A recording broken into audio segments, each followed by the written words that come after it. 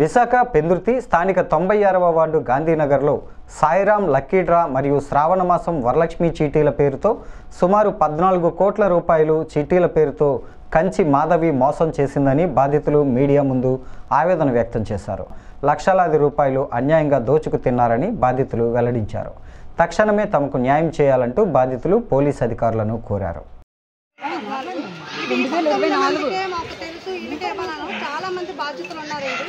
చాలా మంది ఉన్నారు. కొన్ని కోట్లండి వీళ్ళకి దారంతా వస్తుంటే వాళ్ళ నాన్నగారు వీళ్ళందరూ బెదిరించాలండి గంగలై పట్టుకొని.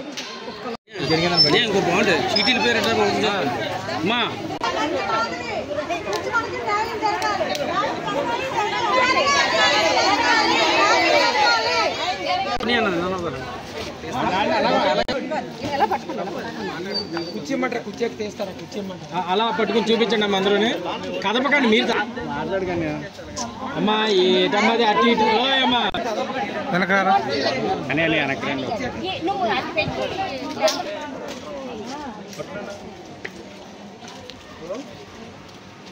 స్లోగన్స్ నువ్వేనా చెప్పు నేతాజీ. పట్టుకోండి, అందరూ పట్టుకోండి.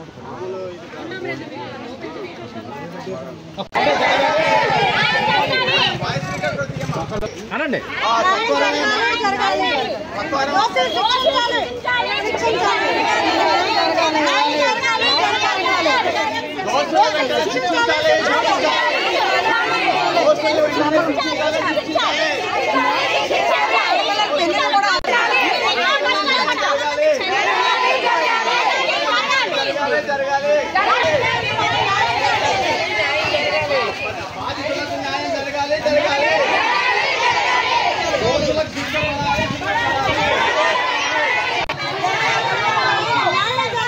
మాధవి చెప్పినంత అబద్ధం అబద్ధం.